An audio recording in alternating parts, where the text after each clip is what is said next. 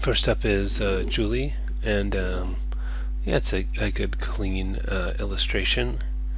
I think that there's some sort of proportion issues. I think there's when I look at the sort of the size of his head, it looks a little small compared to things like the width of his arms. Um, and so maybe try making the head a little bigger and see if you like that. Also, the kind of torso, kind of the crotch area looks kind of high there, so I might give that a little bit more mass there. Maybe lower the separation between the legs. Maybe a little bit more sense of an armpit and a little more sense of like the elbow and forearm shape could help.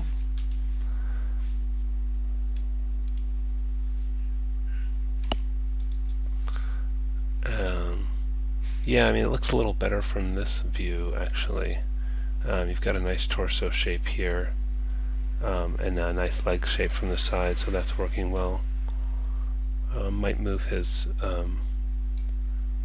shoulder a little bit forward, but obviously that you can work on when you're in 3D. So overall, I think you've got a pretty good workable design. It's got clear, simple shapes.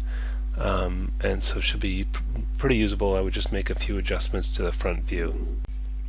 Next up is Lupe, and I think this one lacks the kind of attention to detail and shapes, and it looks really kind of hurried. And the hands are just these kind of quick scratches there, and the feet from the front don't have any shape. There's no gap between the legs. There's proportion issues.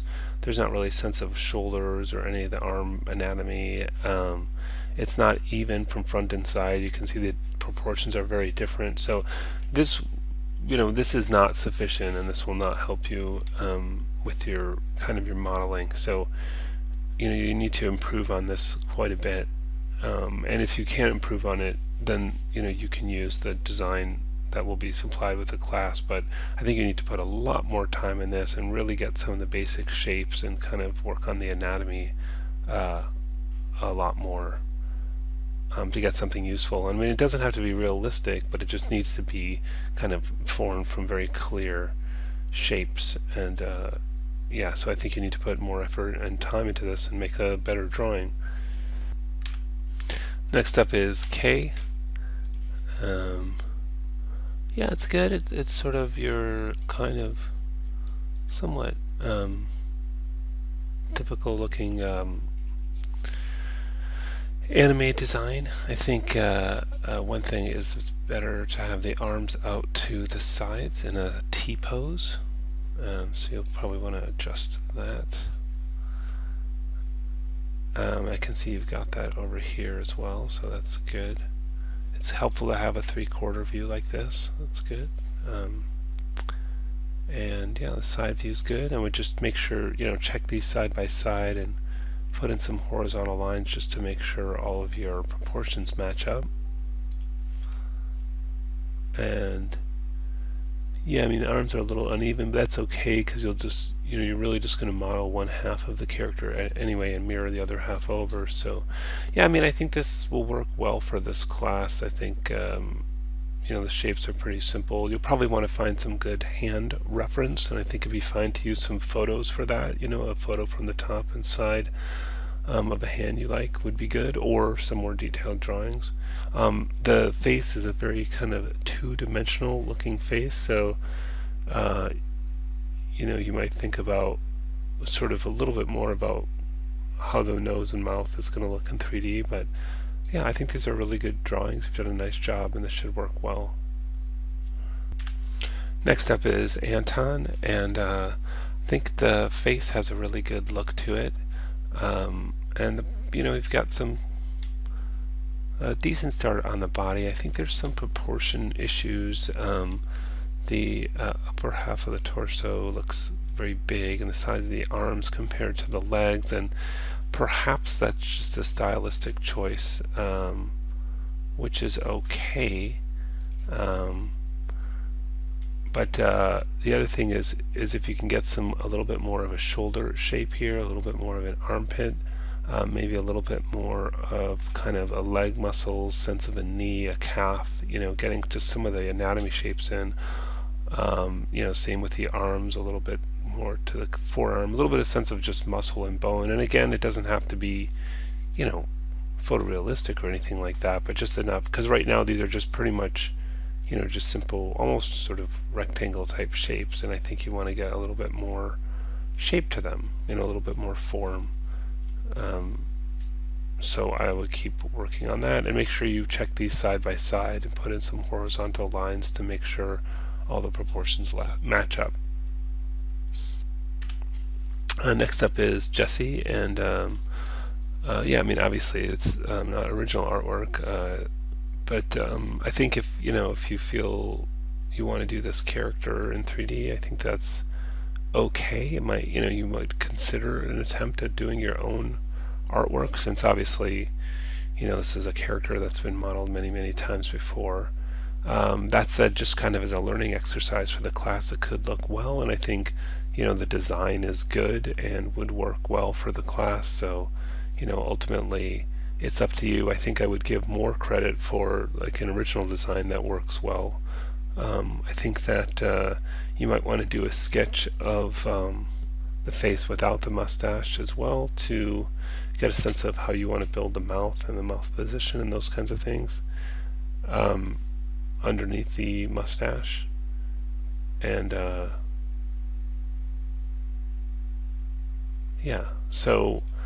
again, if you want to use this character, I'm fine with it. But I'd probably give you more credit for something original. I would make sure that, and maybe it has one, you just can't see it, but I would make sure the character has a neck, because it's just, for the ability to move the head around the way you want to, that's really important.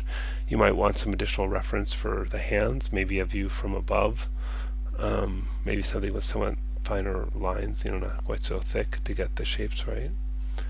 I think there are some challenges to do the character with the big head and the very short arms and the big hands. It makes doing certain things either difficult or impossible. For example, you probably couldn't scratch the top of his head or do a handstand or those kinds of things. So I don't think that's necessarily a problem, but it's important to understand the limitations of the character based on the proportions. So and again, it's up to you. I'm fine for you to use this character. It's obviously not original artwork, and I think I would give more credit to original artwork. That's good. But again, I think it could work for the class. Next up is Warren, and this is a really excellent drawing. I think it's not just that there's clearly a lot of effort that's gone into this and thought, but that there's a whole backstory to the character and an idea that you're working from. So I think that's really great. And you can even see, this sense of a real shoulder and those kinds of things. You might want to do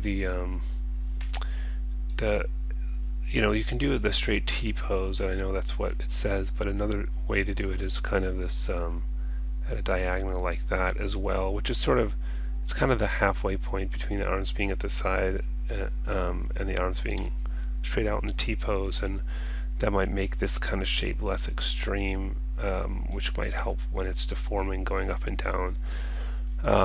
Make sure the feet are straight forward and kind of not out to the side. And then put these side by side and draw horizontal lines and just make sure all the proportions are matching up, at each of the key points. But really excellent drawing. Good work on this. You might want to do a couple more studies of the face, maybe a 3/4 view, a little closer to get some detail and those kinds of things. Next up is Natalie, and it's good to keep things sort of simple. I would make sure that you're checking these side by side and kind of put in some horizontal lines to make sure that all the proportions match. I think that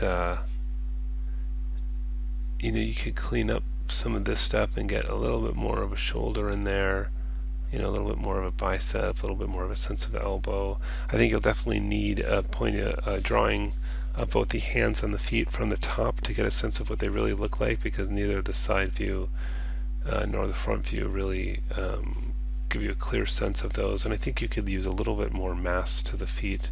And you might even look, they sort of remind me of certain frog feet, and so you could even use, reference from nature.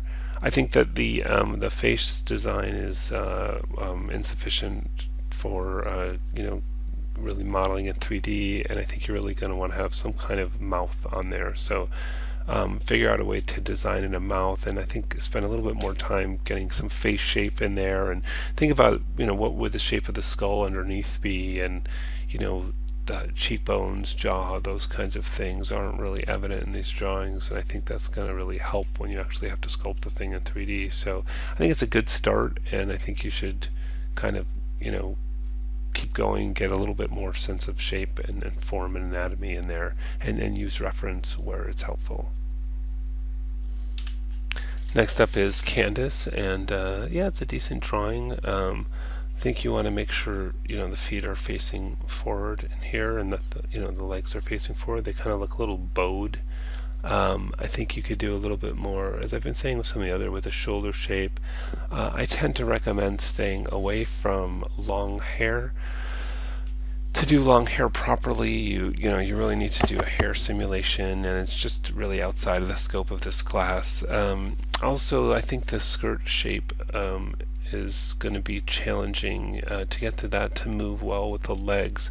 For a skirt that's kind of really away from the body like this, you'd want to do a cloth simulation, and once again, that's outside the scope of this class. So maybe a much more simple and more form-fitting skirt that would just kind of move more closely with the legs. I think it's going to be a lot more doable when you're rigging the character. I think again some reference for hands, whether it's photo reference or another sketch from the top to get a sense of the finger positions and sizes. And I think put in horizontal lines. It's clear to me that these drawings don't match up proportionally everywhere. Like if you look at the bottom of the chin here, and the top of the head, this face looks much smaller, and that's going to be challenging later. So put in some horizontal lines, make sure that all the proportions match up front and side, and that's going to help you a lot. And but yeah, I mean, it's a good start. I think generally, conceptually, it's good and should work well. But simplify the hair. Maybe sort of tie it back into a ponytail, and then you can have a little length on it without having to worry too much about it. And also, that'll get the hair out of the face, and that'll let you design the face a little better. And I think a little more detail on the face, and a little more sense of what the 3D shapes you would be building would be helpful. So yeah, good start. Keep working on it. Next up is Nathan, and clearly it's good artwork, though as you said, it's not your own work, and the idea is to do your own design. So it'd be great to see your own sketch. So I can't give you a lot of credit for just posting something you found online. That said, if you feel strongly this is a character you'd like to do, you could do it. I think that you will find that all these little sort of accessories and armor pieces, the belts, the shin guards, the shoulder pads, the gloves, those things will make modeling more challenging, because you might find yourself wanting to do the surfaces underneath and then doing a whole other pass at all these accessories.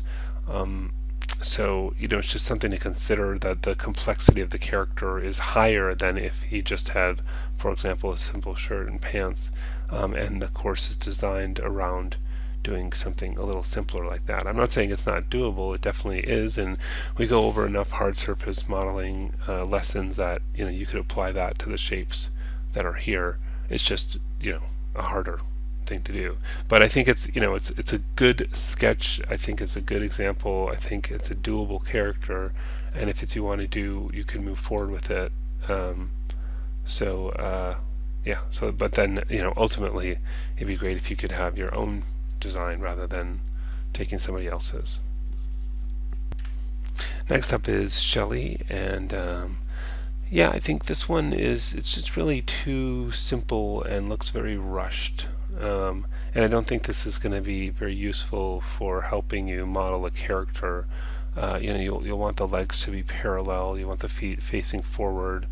The arms look very, short in proportion. The face doesn't provide much detail, and the front and side look quite a bit different. If you look at the size of this forehead here compared to the size of the forehead there, for example, the hands, don't have any detail at all. So I really think you need to just put more time and effort into this, or ultimately I'll recommend using the design that's provided with the class. But I think this one is, it lacks the sort of time, effort, and detail needed to have something that's going to really give you what you need to model your character. Next up is Shaun, and it's a really nice drawing. One thing, just referring back to these directions, I mentioned avoiding things like long hair, robes, capes, dresses, anything dangling. So this is a robe, and it's I think this kind of long part, I think you're going to find really problematic to rig.